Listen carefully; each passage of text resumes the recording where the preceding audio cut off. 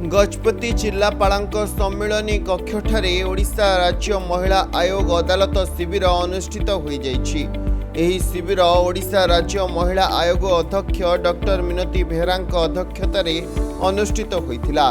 एही अभियोग शुणाणी शिविर रे जिला सामाजिक सुरक्षा अधिकारी श्रीमती मनोरमा देवी, जिला शिशु सुरक्षा अधिकारी श्री अरुण कुमार त्रिपाठी, श्री अरविंद पट्टनायक प्रमुख उपस्थित थिले। तेबे राज्य महिला आयोग सदस्य सुजाता दिगल उपस्थित रही समस्त अभियोगर शुणाणी करथिले। गजपति जिले में अनुष्ठित एही शिविर रे 17टी अभियोग शुणाणी मध्यरु 11 जन अभियोगकारी उपस्थित थिले। सेथि मध्यरु 3टी जुग्म समस्या अभियोग एवं 8टी व्यक्तिगत अभियोगर शुणाणी करा जायतिला। राज्य सरकार समाज रे महिला मानक अधिकार को अधिक गुरुत्व देउछंती। सेहिपरि पारिवारिक हिंसा हेउ किंबा यौतुक निर्यातना, कर्म क्षेत्र रे हताश, कन्या भ्रूण हत्या, बाल्य विवाह, साइबर अपराध भली नारी संबंधी जेते अधिकार हेउ ए सब उल्लंघन हेले सेमानंक न्याय प्रदान पई ओडिशा राज्य महिला आयोग गठन करा जायछि। विशेष करी महिला मानक अधिकार को सुरक्षित रखिबा पई सेमानंक सामाजिक अर्थनैतिक शिक्षा स्वास्थ्य किभली सुदृढ़ रहिबो सेथिपई राज्य सरकार महिला मानक अधिक गुरुत्व देउछंती बोली ओडिशा राज्य महिला आयोग अध्यक्षा कहछंती। ओडिशा राज्य महिला आयोग महिला मानक अधिकार को सुरक्षित रखिया पई आमे विभिन्न कंप्लेंट को तर्जमा करिथाउ एवं सेमानंको काउंसलिंग करबा सहित हियरिंग मध्ये करिथाउ। एही परिप्रेक्षी रे आमे गजपति जिल्ला रे आज कैंपट हमर चालुची। एठी 16टी केस पोस्ट हेची।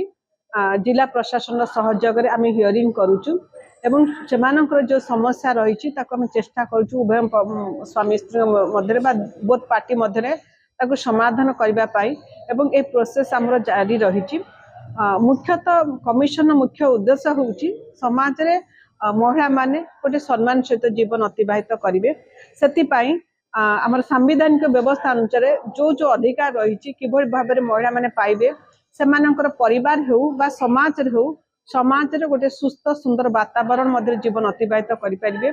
सेति पाई महिला कमिशन गोटे जागृत प्रहरी भाव में कार्यधारा जारी रखि थाए। एही परिप्रेक्षी आमे आम कार्य करूछु एवं गजपति जिले में आमे विभिन्न आपणकर श्रद्धार बा जागृति गृह हो, महिला शिशु डेस्क हो, आपणकर जेल अंत्यवासी माने होंतु, मेडिकल प्रस्तुति विभाग हो, आपणकर उत्कल बालाश्रम एवं महिला शिशु डेस्क सब क्षेत्र आमे विजिट करिथिलु एवं प्रति क्षेत्र से माने बहुत भल काम करूचंती एवं गजपति जिले में महिला माने सम्मान सहित सुस्थ जीवन अतिबाहित करिया पई गोटे डिग्निटी लाइफ मेंटेन करिया पई समस्तंकर गोटे भूमिका रही से क्षेत्र समस्त कार्यधारा जारी रखिंट।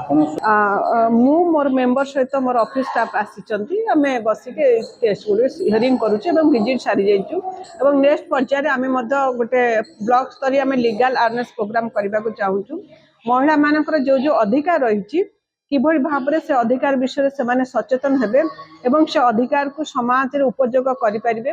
सेति आमे 26 एक्ट को ओडिया रे एफएक्यू करिछु जोटा कि सेमानक मध्य बंटन करा जाउची। या सहित समस्त आपणकर महिला कॉलेज गुडा को जो रही ए वर्ष मध्य कॉलेज गुडी के मध्य अवेयरनेस प्रोग्राम मध्य आरंभ करूछु। या सहित जो सरकारी स्तर हो बा बेसरकारी स्तर हो, गर्ल्स हॉस्टल होइची बा वुमेन मानक पई आश्रय स्थल होइची सेमाने सिटी किबोल भाव में ठीक भाव में रहउछन नै ताकु मध्य हम अनुधान करूछु। गजपति हेमंत प्रधान का रिपोर्ट, खबर ओडिशा।